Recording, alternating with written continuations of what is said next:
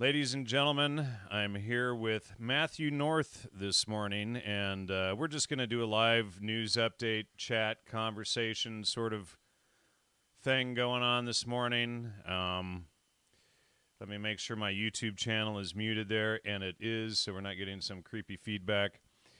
But Matthew North did the wonderful expose on Joe Rogan earlier this week, and he and I have been talking a lot this week, so I wanted to have him on just to do a short conversation and talk about other things going on, such as Alex Jones and whatnot. So, Matthew North, welcome. Thanks for having me on. I really appreciate you having me on, and I was actually quite surprised that you picked up that work, and I appreciated your appreciation for it. And I just hope more people will begin to pick up on your information and all your great research that you put out there through Logos Media.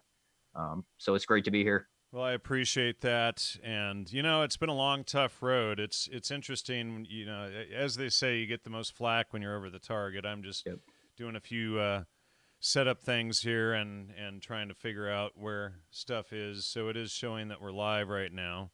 I don't know if we have anybody in the chat yet. It looks like things here and trying to figure out. Looks like we do have somebody in there. Showing that we're live right now. So anyway, well, good job on your video, and trying to figure out. Looks like we do have somebody. So, what made you decide to start investigating Joe Rogan? Now, just to point out, you're young. I'm getting closer and closer to 50. What made you in your early 20s? And we don't see too many people your age. I'm getting closer and closer. Somebody's saying there's a feedback early 20s. There we go. And I just had it made sure that it was muted, and then it apparently wasn't. So,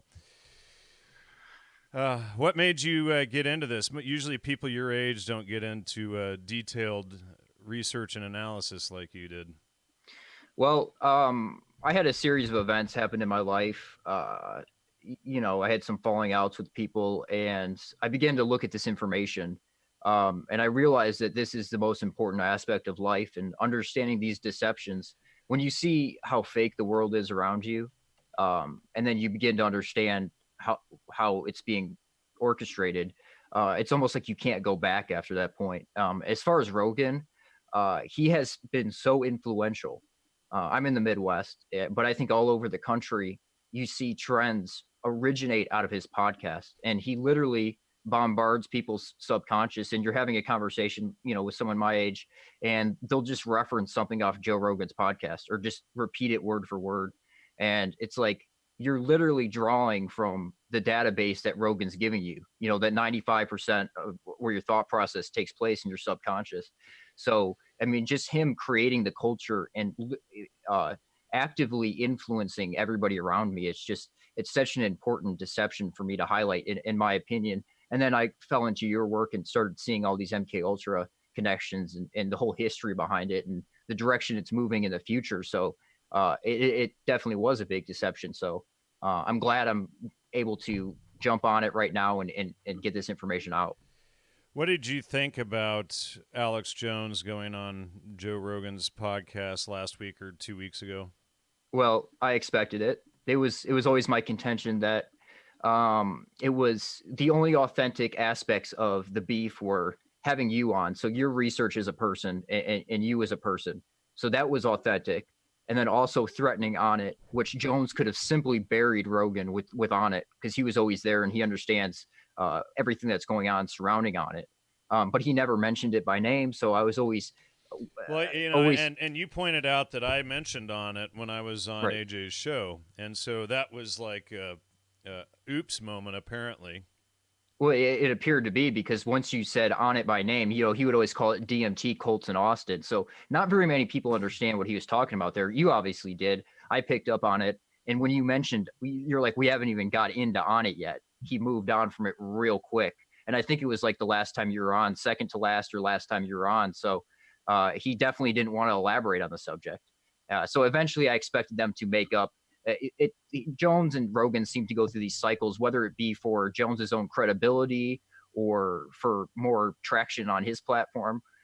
go through these cycles of, being at odds with each other, having this beef, and then they always make up and they're great buddies again. And Jones goes on and talks about how they've partied together a lot, so maybe there's some compromising going on there. I don't know, but they've known each other for decades. So, but he always mentions that they partied together.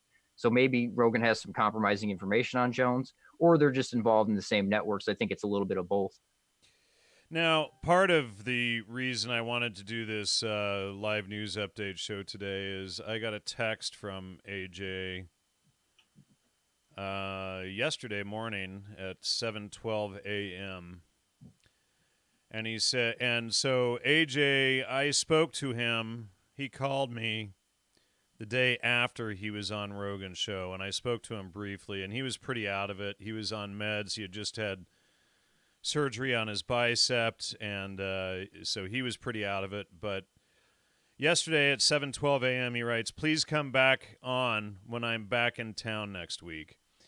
And so, I wanted to talk about this with the audience because obviously I've had a lot of attacks for going on his show, people calling me, "Oh, you sold out, you're a shill because you went on his show." Here's the thing a lot of people don't get is, he's got an audience of like 1.5 million people plus, or larger, plus he's syndicated on radio shows all over the place. And so I can keep the information on MK Ultra and kids doing drugs limited to the 60,200 people on my podcast, or I can reach 100, 200,000 more people in an afternoon and try to help other young people out of it, and to start, you get out of the DMT, ayahuasca cults, the mushroom cults, all of this kind of stuff. And so it becomes a dilemma, and I don't doubt that there's a possibility that I was set up. My live feed on the main channel was shut down, and it's going to be at least another about 6 weeks before it's on again, if they turn it on. It was a trumped-up premise. Now, Joe Rogan is allowed to have AJ on his podcast, and his channel doesn't get shut down. But if I release my own interview with AJ, my live feed gets shut down for telling kids not to do drugs. And then you see AJ going on Joe Rogan's show shortly after, and it raises some serious red flags. And of course, my work, and the interview that AJ and I did was completely omitted from the conversation again. And we see this is the common theme, even with Jason Burmis and Luke Radowski and all these other people that have been doing analyses of this whole situation. None of them are talking about my work. Red flag right all over the place. Yep. And they're, and so they're trying to paint this, and create a whole situation where I'm pushed out, but I was clearly used as a chess piece to warn them that they were actually going to really expose things. And the day after Alex was on Joe Rogan's show, when he called me, he sort of gave me a warning that his producer was afraid to have me back on, that they might get sued for name dropping. And, and he basically kind of said, hey, we need to have you back on, but we don't want to discuss, we don't want you naming names, etc., even though he names names on his show all the time, right? So it was I felt like it was kind of a warning to me. And like they're, and then the whole situation with him going on Rogan's show, it was just like, wow, 5-hour show. They didn't bother to mention me and the whole situation once. And so is there another agenda? Was the agenda to push me out and to increase both of their platforms even further? And Joe Rogan was under heat for the guy from Twitter, Jake, what's his name? Having Jack Jack Dorsey, and having him on. And we saw Rogan's show blowing up and everybody realizing that Rogan was most likely on the take. And so, we see Rogan's show plummeting, hundreds of thousands of people waking up at once. And then suddenly AJ is friends with Rogan again and going back on his shows. So to me, this whole thing looks like a big chess game. And, I'm one of the pawns on the board that they're trying to use. And then my channel gets shut down. My live feed, anyway, gets shut down, not the full channel.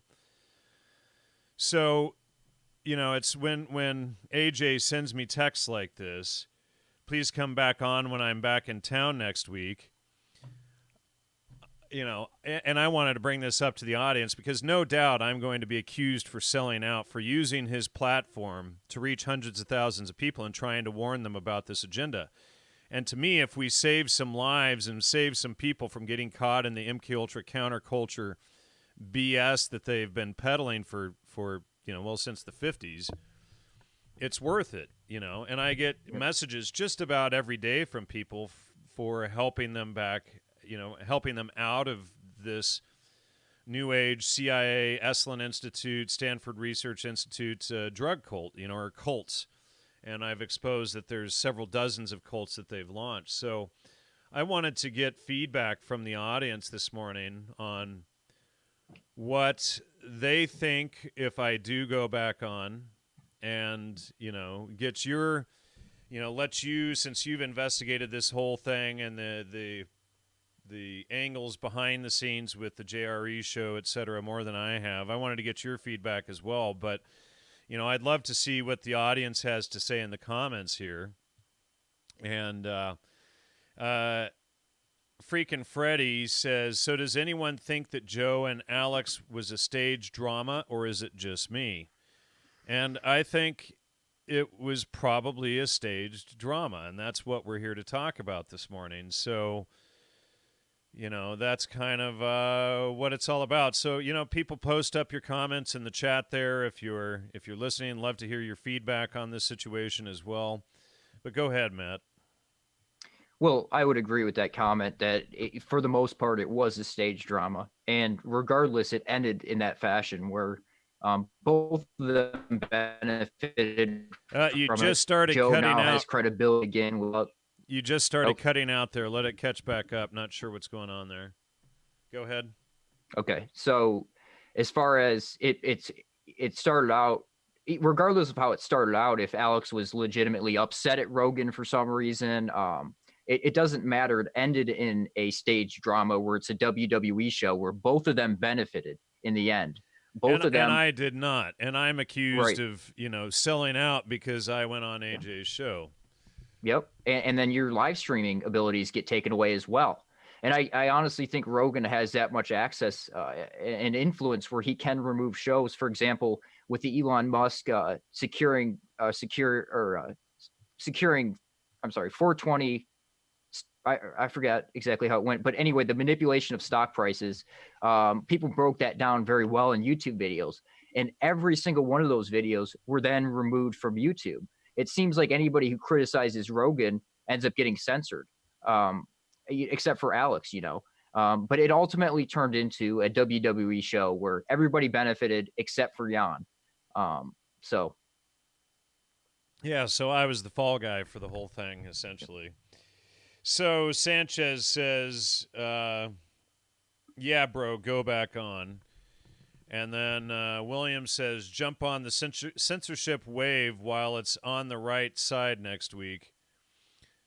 And then Sanchez says, you being on AJ's show years ago is how I found your work. And then Williams says, I found you from your last appearance. So, and this is just a handful of comments, and there's only 44 people listening because my other channel was 62 or 60,200 viewers. I can't broadcast to that channel for at least another month and a half. Who knows? And their charges are just that I violated community standards. They don't tell you how you violated them. Right. Apparently going on and exposing MK Ultra and their promotion of drugs to kids and the destruction of the family is a violation of community standards. Kevin says, go back on. And then Freddie says, but your damage will be, or your credibility will be damaged. And then, it's like,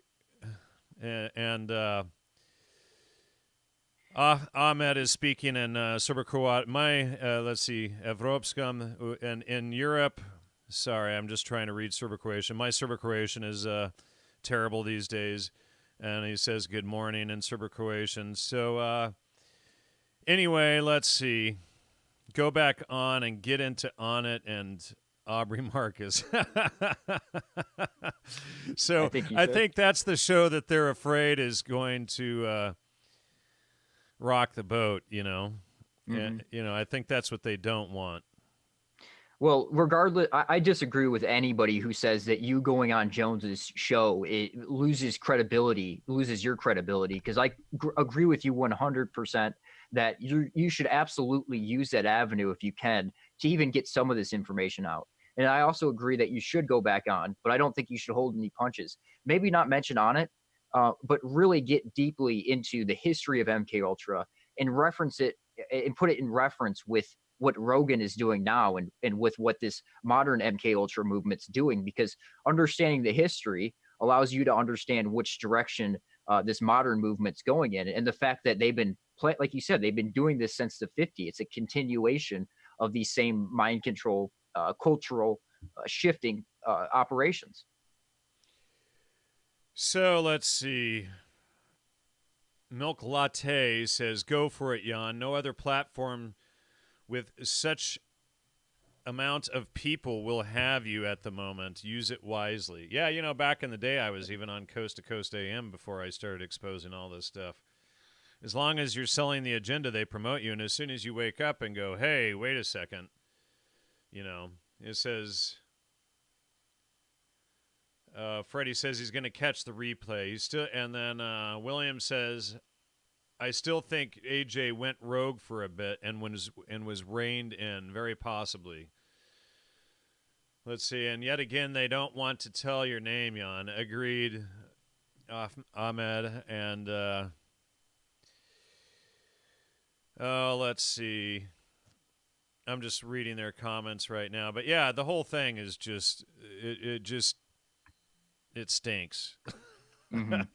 No matter how I look at it, it's very possible that my channels and everything could be totally shut down, and I would need, way more support from the audience than I've been getting to be able to pull this off, because, when they shut down my live feed and I can't reach 60,000 people, I can't, it makes it a lot more difficult to pay the bills. So, it's good to have all of you, out there in the audience support the show and everything, because, if I go on there and try to expose more of this stuff and I'm shut down, then what am I going to do? Let's see.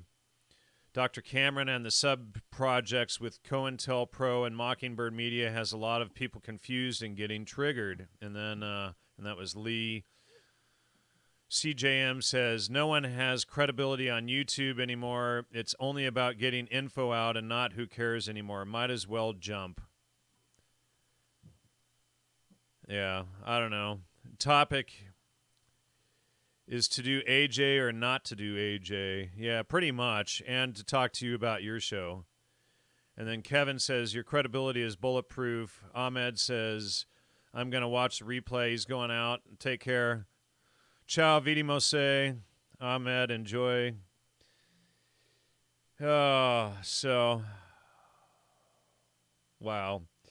Anyway, it's like, it's a tough shoot. It's a tough situation to decide on, because, if, I've spent a decade building my channel up to where it was. And, when you're not promoting kittens and puppies and selling psychedelic drugs, you're not the top podcast anymore. They push you down pretty quickly, and I started out back in the late 2000s as one of the biggest shows out there. And so it's been interesting to watch them try to suppress my research over the years. And we should just and I should mention that I uploaded your show to my BitChute channel, exposing all of this stuff, and I highly recommend people watch that. I also uploaded it to both of my YouTube channels. Here's Matthew's channel here, Matthew North, and you'll want to watch this episode here, and I recommend everybody download it. I've also put it on my channel. I corrected the audio for Matthew the other day and re-uploaded it to my channel. You're welcome, brother, and no problem on that. And so it's got 5,029 views on my channel. It's got not many on BitChute, but it's got like 105, 110 views on BitChute. But people need to download it and re-upload it all over the place. We need that to go viral so that people can see what the heck is going on there, And it's like people were attacking me. Well, how can you go on Alex Jones' show and then have this guy on who's attacking Alex Jones? And it's like, well, Alex is a platform, and we're not saying that everything Alex puts out is invalid. Alex puts out a lot of valid research that totally coincides with work that I've done. And then you see stunts like last week that makes you scratch your head and go, wait a second, my being on his show looks like a setup, and then him going on Joe Rogan's show. The whole thing is just fishy as can be. Yeah, and I agree. And also, who knows what could happen if you did go on his show? Maybe they'll censor you for good and use Alex Jones as an excuse. Maybe that's what their game plan is. I don't really know. These are sophisticated psychological warfare operations, in my opinion, and Alex is as well. And I've done research on that and videos on that. And I think he's a mind war operation where one of the core concepts of mind war is weaponizing truth. So taking a lot of truthful information and using it as a weapon to also mix in disinformation and lead people in the wrong direction. And Jan's show gets censored on Alex. So having Jan on is an aspect of truth, using him as a weapon. You're cutting out there again. Regardless, that information still gets out. So I think, I'm not sure if that's Go ahead. Yeah, you're back again, but your feed keeps getting garbled up there. I don't know if you have something else running in the background. Okay. So having Jan on is truthful information, and that information gets out there regardless. So I think that's always a positive.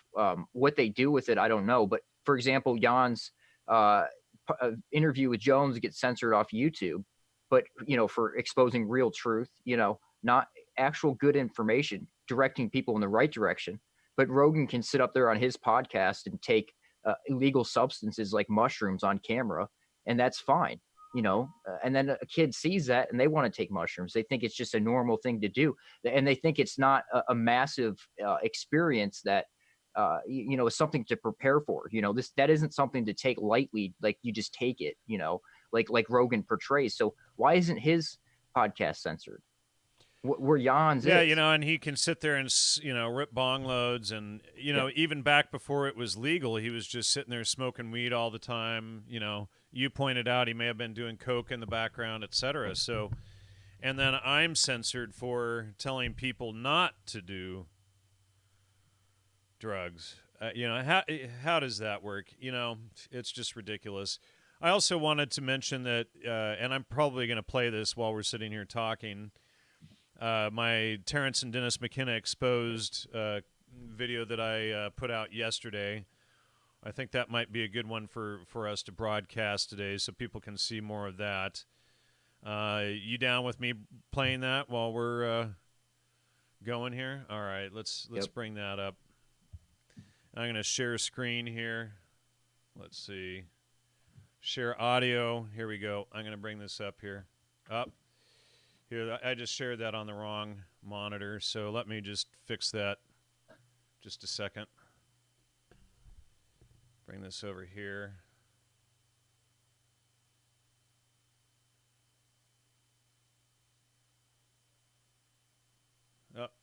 Where'd it go now? I just had it.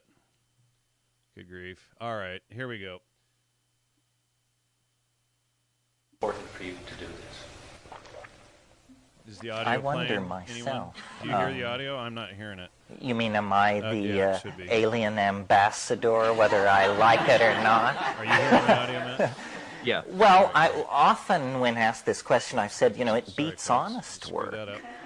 I mean, my brother is a PhD in 3 subjects and works in hard science, and I don't think it's brought him immense happiness, not that he's despondent, but I was always kind of a slider, and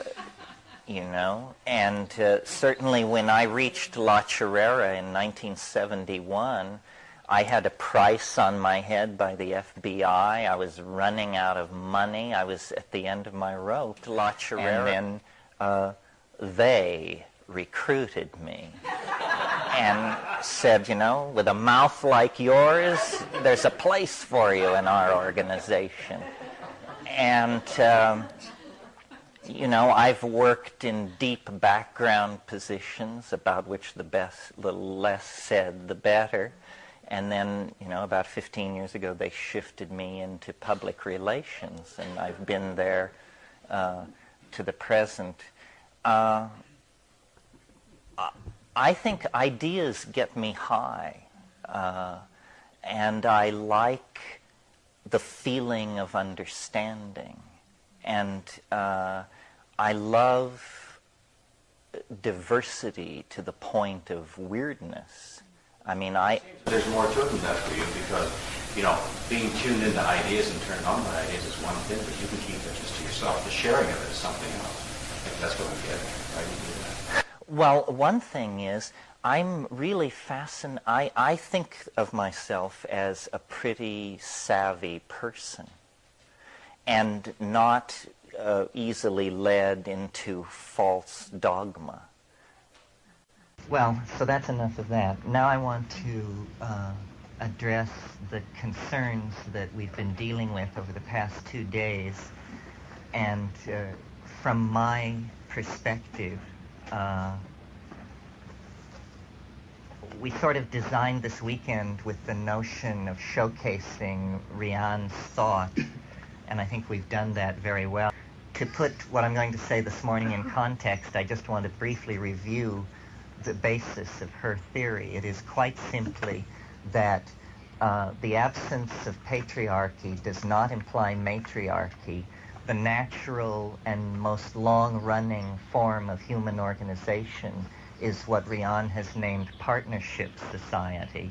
Partnership societies were the norm up until, pick a number, 4,000 years ago, 3,000 years ago. In any case, eventually falling with the fall of Minoan Crete to Mycenaean invaders around 1000 BC, and that set us into the era of dominator cultures, which she believes, and I agree with her, is a temporary, I won't say aberration, a temporary, necessary adaptation, but one that we can now move beyond.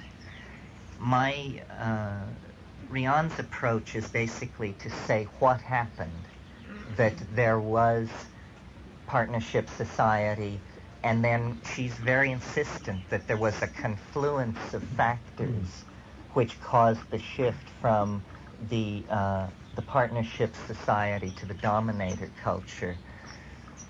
I, being cast more in the fanatical mode, prefer to think that there was one major cause and that its adumbrations can be explicated by the methods of archaeology, good logic, and a little visionary imagining. And so I want to tell you the story this morning. Remember, I said yesterday, the best idea will win.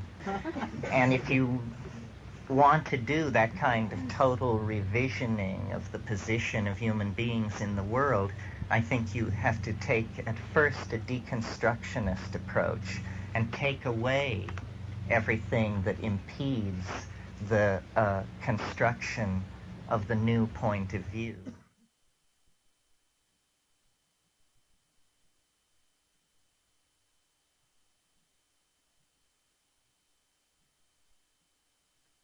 And here we're just showing the connections to Riane Eisler and Intel. Gregory Bateson, one of the co-founders of the CIA, Macy Conferences, which are MK Ultra, etc. Of course, there's no CIA MK Ultra connections there for Terence McKenna, none at all. Humanists, Dr. John Dee, the Spy Master, Julian Huxley, Cybernetics, which of course is MK Ultra, Stanford Research Institute, Tavistock. Hi, I just wanted to know if you have heard about a book called The Mutant Message.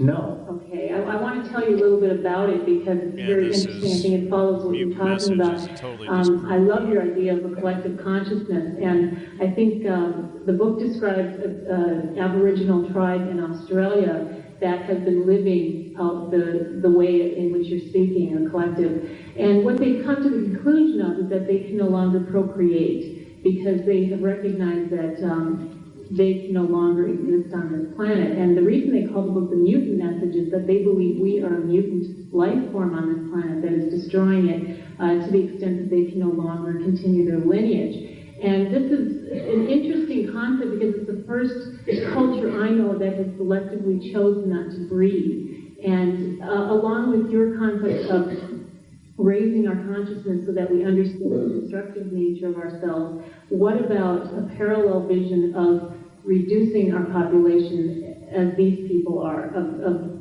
consciously choosing not to procreate at this time? You know, I'd like to point out here, it's eugenics for the elite, it's dysgenics for everybody else. People get hung up on that point constantly. That, and the mushroom pointed this out to me, if every woman had only one child, the population of the planet would fall 50% in 40 years. 50% in 40 years without war, revolution, coercion, anything else. Now, when you suggest this to people, they say, well, didn't they try that in China and it failed? Yes, but you have to think about a couple of things. First of all, a child born to a woman in Maui or Malibu or Manhattan, that child will use between 800 and 1,000 times more resources in its lifetime than a child born to a woman in Bangladesh. Why do we preach birth control in Bangladesh? We should be preaching it on Maui, Manhattan, and Malibu, because the women in those places are highly educated, socially responsible, global people, and therefore are the population most likely to respond to this suggestion. If 15% of the women in the high-tech industrial democracies were to limit their childbearing to one child, within 10 years, certain pressure indicators on the planet would begin to move away from the red and into the black.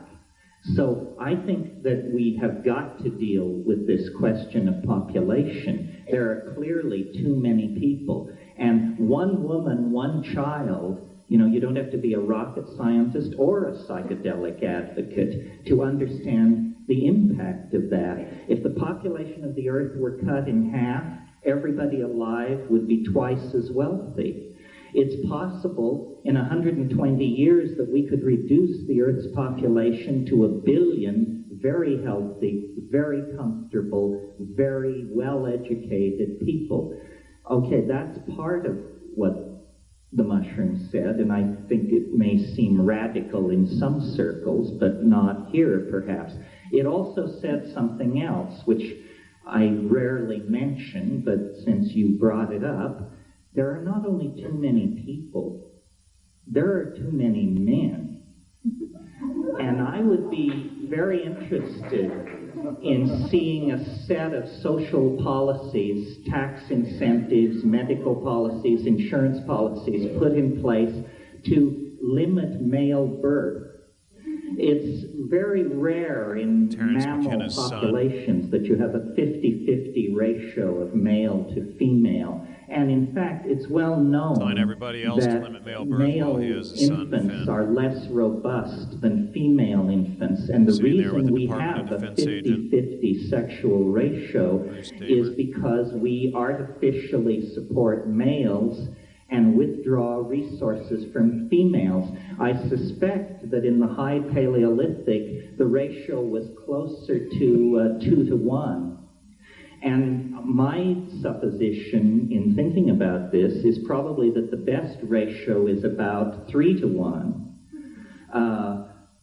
This is the way to feminize the human race. If you're serious, this is the way to advance women. If you're serious, then what you have is less men, women whose dedication to the reproductive activities is confined in time to the amount of time it takes to raise only one child. This would be tremendously salutary to our problems. I've never heard it advocated, even by the most radical lesbian feminist, yada yada. I've never heard anyone say male birth should be limited, but it obviously should. And through amniocentesis and this sort of thing, we can steer ourselves toward a population with the predominance Angela of females, Cordero and says those she females wants should have 75 only sons one now. Good on child, you. and 75% of those children should also be female. This would seem, and I don't consider myself a gung-ho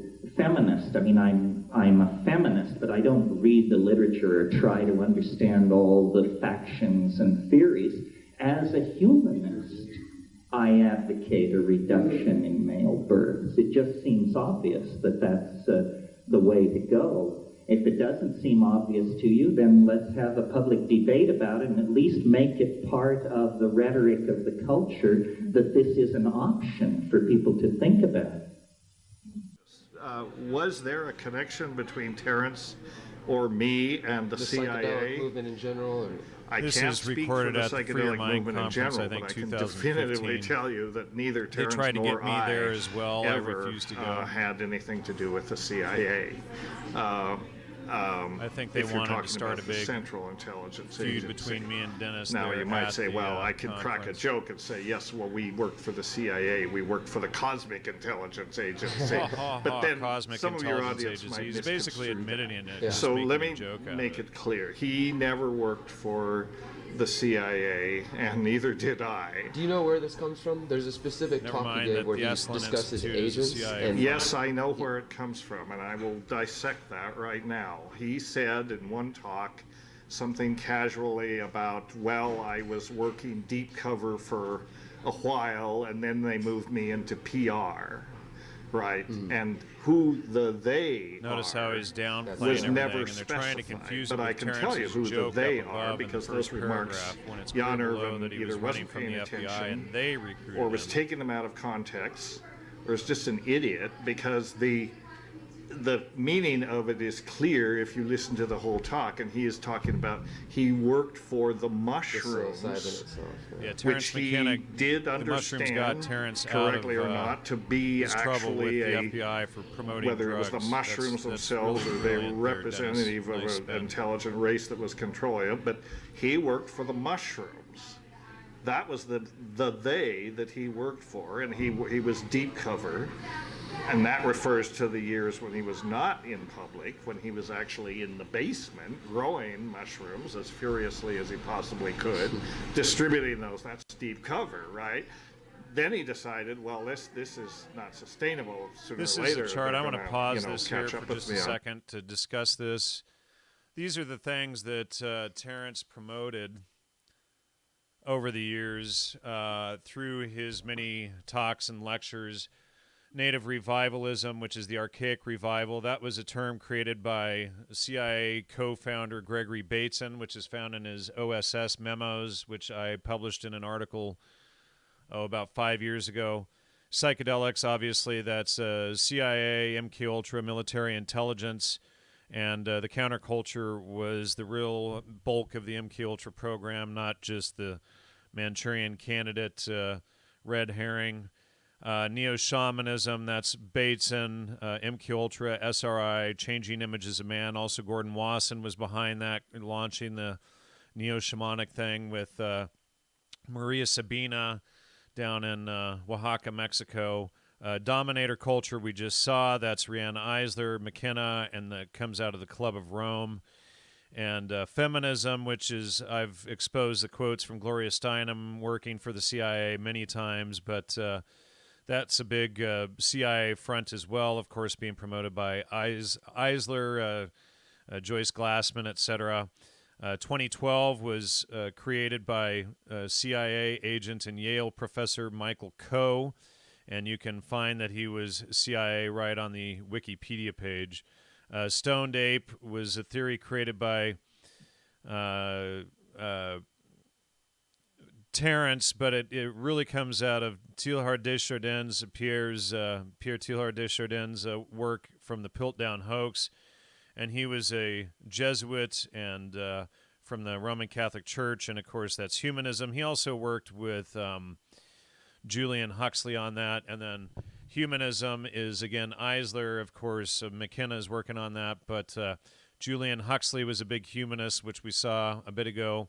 And the Humanist Manifesto. Transhumanism, again, that's a word even coined by Julian Huxley, promoted by the CIA, promoted by all of the eugenicists, etc. Even the Dalai Lama is in on that today. Timothy Leary, who admitted he was a CIA agent from, I think, 62 onward. I think he was CIA long before then. And then again, we see Teilhard there. Habit and novelty theory, that was originally... the Omega Point theory, promoted by Teilhard again, Alfred North Whitehead, and then Time Wave Zero, which came out of Teilhard yet again. Eugenics, John B.S. Haldane. That's where Terence gets the infamous quote that he twists a little bit. You know, the world isn't just stranger than you suppose. It's stranger than you can suppose. That's a quote that he changed from John Haldane. And then, of course, Aldous and Julian Huxley, the CIA et al. The New Age movement is, of course, right out of there and out of SRI, Changing Images of Man, the Esalen Institute, etc. Cybernetics, which we've shown on screen. Bateson, that's also the Macy conferences. Riane Eisler, David Loy, Marshall McLuhan, I.A. Richards, Norbert Wiener, the Lindisfarne Association, CIA, et al. So this is almost finished here. I'll just finish playing that. I just wanted to break that down on what this chart is showing, because it shows how many projects that Terence, CIA and intelligence projects that Terence McKenna was really promoting, and the yellow arrows are the ones that are specifically CIA, while Dennis is sitting there saying that he had no ties to the CIA. And now we're going to see him ridicule the whole idea about the Esalen connections.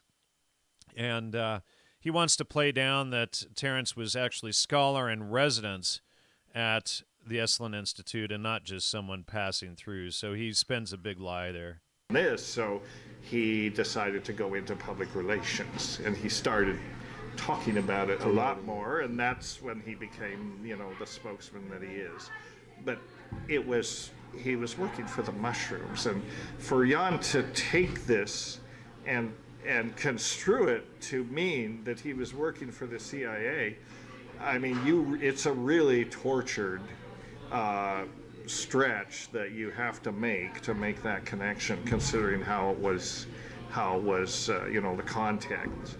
And people also, are asking what's SRI, that's Stanford Research Institute. We were Institute. involved in all this stuff together quite deeply. And also, I'm his brother. I think I know, and we were involved in all this stuff together quite deeply. I've been to Esalen many times. Does that make me working for the CIA? Jan seems to think that everybody with having anything to do with psychedelics who happened to pass through Esalen was all part of this big conspiracy. Well, that's just utter horseshit. All kinds of people pass through Esalen. That doesn't mean that they're all involved in some conspiracy. I mean, it's just unbelievable. It's just such sloppy thinking. There's so many intel connections behind McKenna and Dennis both. It's just absurd. when all this comes up, I just feel like, well, and then McKenna pour you admitting on. that he's I mean, recruited by the guy FBI, and needs then he's at a CIA front organization under Aldous adjust his Huxley. It's medications just, or something. I don't know. He's seriously Dennis is deluded. clearly Well, I lying appreciate you addressing to it. I know that cover there are up his people who are own curious about that, involvement so I in figured the we'd at least program, in my acknowledge Yeah. opinion. So there's that, folks. And here, let's get this off the screen and go back here. There we go. Let me just move this back over so I can see. We had some good comments in the chat while that was playing. Where'd it go? One of these windows here has everybody in it. There it is. All right, so, yeah, Angela had some good comments in there going. Let's see. Jan has been on social media too long, long enough to know AJ will be discrediting to him to get involved with. If you do go on, you pretty much have to be light, Jan, because they just might shut you down, blah, blah, blah. They are probably already screwing with male births. There should be more male babies. Yes, they are. In fact, that's what all the soy formula is about and everything that they give kids to. Soy is very high in phytoestrogens. You should never give your male children a soy formula, etc. That's very toxic, especially for male babies. And then Sanchez says, yes, there are less boys being born. The ratio used to be 50-50. It's because of the hormones and the food and everything else. It is changing things. That's correct. So anyway, did you have anything you wanted to add about that, Matthew? Well, first off, let me say that was a great video, and you guys, everybody should share that one. But also look at the similarities between Terrence and Rogan. There's a lot of parallels there. So as you've exposed all the intel connections with Terrence and what his operation was, compare him to Rogan and look at the similarities between the two, because it's almost like Rogan stepped into that position in a new modern way, but it's very similar. And also anybody who has any questions about any of this stuff, who disagrees with you on this being an MK Ultra operation, this counterculture, share them the brain, give them the link to the brain. You cannot deny it. Well, the issue is they won't even take the time to go through. They'll look at it and see a bunch of connections, but they won't bother to see how it all connects and all the, 11,000 citations in there, et cetera, Yeah, unfortunately, because that thing, it's all there. It's everything you need. It's all there. So still, I think you should share it, and hopefully some people will look into it and wake up, because that needs to happen. Yeah, and Mr. Cut Folks says, we must share Jan and Matt's work. Everyone, please share with as many people as possible. And I'm going to say, download that Terrence McKenna video as well and share it, repost it everywhere, as well as my edit of Matthew's video with the corrected audio. And you know what? We've already been on for an hour. What happened to this being a short discussion? I don't know, man. But it's good, though. So much for that, right? So there were other comments in here that I was just wanting to go through and see what else was good in here. I get aggravated that most are comprehending that with heavy mushrooms, DMT, etc., are doorways to communications with the demons. Yeah, it's not the drugs don't bring you to Logos. That's the issue. You might get some different perspectives on things under the influence, and I get all these idiot comments all the time. Jan Irvin's never tried them before. I mean, it's totally ridiculous. It's like I used to write books on this stuff. Yeah. And then I woke up in the middle of it going, wait a second, this isn't good. And I've exposed this on my show for years, and it's ridiculous when people always go for the most idiotic attack that I've never tried them. And if you had tried DMT, you would never say this, right? And it's like when you understand Logos, and the Logos is God, not being high out of your mind and the world's, the universe spinning inside out or whatever from DMT and all of this stuff. I have done that stuff. I have experienced that. And that's exactly what I'm warning people away from. It's the left-hand path. It's not the right-hand path. It's not true spirituality. It's not coming to Logos or truth. And that's really what people need to understand, you know. And people, please subscribe to this backup channel and smash that like button, and you know, promote this video out there, promote the Terrence and Dennis McKenna exposed video, promote Matt's video on Joe Rogan being exposed. Let people know not to feed their children soy formula, you know, all of that garbage. It's just awful, but you know, get this work out there. Help as many people as we can. Matt, do you have anything else that you would like to add? Well, yeah, just let me build on that point you made there. I see those comments all the time that this guy doesn't know anything about psychedelics. He's never taken them or what. He obviously doesn't know about them. But as you said, you wrote books on it. You know everything about it. And I sent Jan a podcast the other day it was a Rogan Duncan Trussell podcast from shortly after Jan's interview with Joe back in the day. And Rogan elaborates on how Jan is the expert on psychedelics. And it takes someone as intelligent as him to drone through documents and really so Jan is truly an expert, and even Rogan claims that Jan is an expert. You know what, dude? I downloaded that whole clip, so after you finish talking, I'm going to play that. And it's from Duncan Trussell. And I used to know Duncan Trussell, too. Go ahead. And then let me also say that I think that because I have also done, so I've never done DMT, but I have done mushrooms and LSD and all that kind of stuff. And I think that there's definitely something spiritual about it. But as Jan said, it's like a left-hand path type of thing. And you really aren't living in truth when you're in that whole culture. And people like Rogan heavily influence that. People have no idea how much a podcast like that gets someone to go out there and do that. So if there is a spiritual angle to it, which I believe there is, it's probably a negative one. Yeah, you're probably, well, you know, here's the thing is left-hand path is Satanism. Now, what I suspect is it really more shows you your own psyche, your own consciousness, and not true logos. I have had maybe one or two experiences that I would consider pretty phenomenal, but then you waste the rest of your life trying to get back to that rather than understanding it through logos and truth. And, you know, and that was what one of the big experiences that I had way back in my early 20s showed me.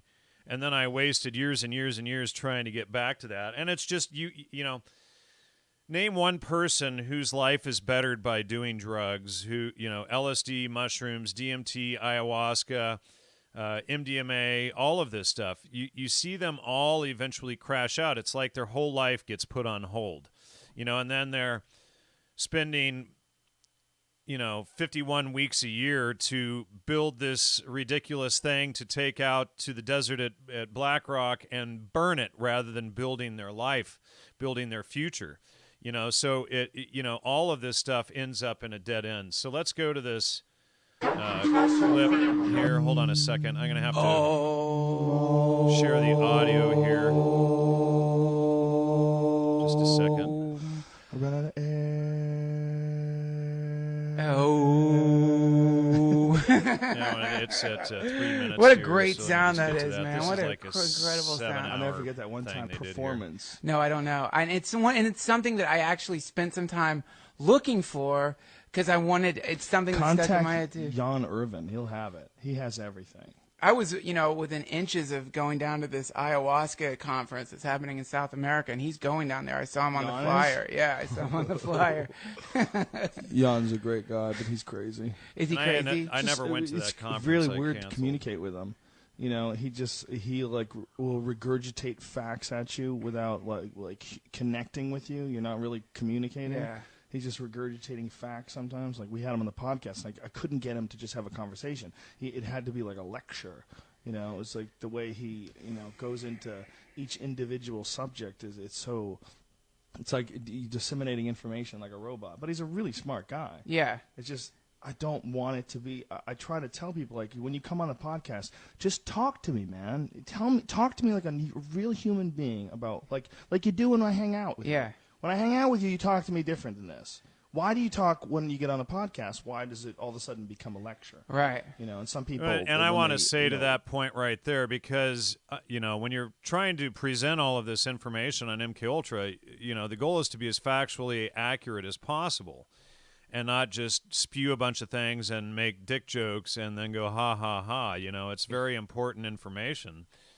And it's unfortunate that Rogan decided that his audience wasn't smart enough to handle the information. Comics sometimes, if they're uncomfortable, it'll be that. They'll be trying really hard to be funny. Throw in those zingers. Yeah, like planned out ones. You know what I mean? It's like podcasting is a tricky thing, and someone who is an expert on something like Jan is unquestionably an expert on psychedelics. Unquestionably. I mean, he's And then later on, Rogan came out saying I was crazy, and here he's admitting I'm an expert. You know, I'm clearly an expert, he says. If I had a question on psychedelics to anybody, I would bring it to Jan Irvin, but having him on the podcast was just weird. And I feel bad. I feel like I shouldn't have, I don't know, I shouldn't have tried to steer the conversation in one way or the other. I should have let it be boring. If I thought it was boring, I should have just let it be boring instead of trying to, like, pump it up and make it more interesting. Well, that's kind of the same thing. It's the tendency humans have to try to take control of the present moment, and podcasts are best when you're just in the moment and the thing starts turning into whatever. Unfortunately, he thought I was trying to censor him, which he was. Like, you know, that I wasn't which giving people enough his credit. Whole That's not what it was. Hit piece with Simon Powell and everything that I exposed about Red Ice Radio and all the behind the scenes, that it's clear that there was censorship going on there. It's like he's to be someone who's like that sort of a researcher. Sometimes you have to have this almost incredibly droning desire to go over details in a way that a normal person would black out and go, stop, just stop. You know, do you not understand there's no entertainment value in this conversation? Right. You're breaking it down and making it like less. The subject on its own is like really interesting and fascinating, but you're somehow or another managing to pound it down into something lifeless and boring. And it's not that I don't want to hear the information. It's just like the way we're going about it here is so hard to listen to. No, that's a very funny thing, what you just said, is the way that certain people will become experts at a thing, and the thing itself is beautiful, but somehow their portrayal of the thing takes all the life out of it, and it reminds me of what priests do. Well, there's people that want to develop a staid, sort of an academic approach to things, and they want to be regarded in a very certain and particular way. So they're trying to do things in a way that they would consider to be very professional. And by professional. Yeah, I mean, I think their world is very different than our world. The world of the stand-up comedian is very different than the author world, the world of the serious, you know, psychedelic researcher. I mean, that's what Jan is. I mean, Jan's brilliant. I mean, don't get me wrong. What he does, he's fucking brilliant. And I like the guy. I just on the podcast, it just didn't work. You know, and I blame myself for a lot of it. Don't blame yourself. I really do. I should have saw it coming. You know, and it sort of damaged how I interact with him. Oh, that sucks. Yeah. I need to probably talk to him about it in person. Because I think he really just doesn't understand where I'm coming from. A lot of people don't know. There's a lot of people that tell you stories, and they're not that fucking interesting. You know those people? Mm-hmm. Not this guy, not Jan, but like I have a friend. All right, I think that's the end of it will there. Tell me, fuck. Yep. Well, let me mention real quick a key point you hit on there. And actually that podcast is really interesting to watch, the dynamic between you. And when you're pointing out, don't dumb your audience down too much, Joe, because that's what he does. He goes, I said that on the show, didn't I? I know it's awesome. And he just goes, well, I'm just a dummy and my audiences are just a bunch of dummies, you know, but no, you can think for yourself. You're a human that can think for themselves, and you got to be able to judge information to get through life. You got to be able to look at situations and figure it out. So you're not dumb to the point where you can't figure out that there's a deception going on here. But he always uses that all the time. I'm just a dummy. My audience are just a bunch of dummies. They're not. Yeah. They're just you know, I had about close to probably 1,000 emails from his audience after that. And this was in, 2011. And I haven't been friends with the guy since I went on his show. But I had about... You know, I left his place after that show furious, you know, and I never wanted to be friends with the guy again. And you know, I had about 1,000 emails from his audience apologizing to me for his behavior. You know, that's like, took me weeks to go through all the emails, you know. But, you know, I don't know. The whole situation was sad and pathetic. And, you know, he knew that I was coming on to expose MKUltra, and I think he was trying to spin it and ridicule it and make me look like a joke or whatever, rather than, you know, allowing the information to just come out, you know. And I thought, hey, you know, this would be a good opportunity to expose this stuff. But it's unfortunate that he decided to become the mushroom and DMT guru and promoting the stupid stoned ape theory, which is complete garbage. That's, you know, again, out of the Piltdown hoax, which was one of the largest academic scandals in history, quoting air quotes with that, one of the largest academic scandals in history exposed, because, you know, when you see how academia runs and you realize all of these academic cells like that I've exposed in the Spies in Academic Clothing article, you see that most of academia is a fraud. So let's see. And there's just idiots trying to cause trouble. So anyway, do you have anything else you want to add, Matt, or should we wrap it up here? I think this is a good point to wrap it up. I'm glad you got to address the Alex Jones stuff and that you allowed me to have my opinion on here. And I think you'll navigate through that situation wisely. Thanks. And, well, you know, if Alex sees this, which he's told me he watches my show often, if he sees this, you know that I know that you know that I know type of thing. And, you know, I'll probably come on and I will caveat everything. And, you know, I just hope that it doesn't result in me getting entirely shut down, but I wouldn't be surprised at this point. So thanks everybody for tuning in this morning. We had it wasn't a huge audience, but we had close to 90 people in there this morning.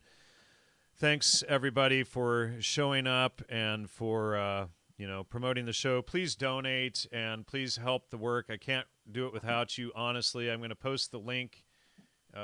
Post the link in the chat there for people to donate and support the show. I really appreciate anyone's and everyone's support. Seriously, cannot do all of this without your help. And the more they censor me, the more support I need from the audience to be able to continue to do this. So please contribute, everyone, and have a great weekend. And thanks, Matt, for coming on this morning. I appreciate your time. And we'll catch you all later, everybody. Take care. Bye.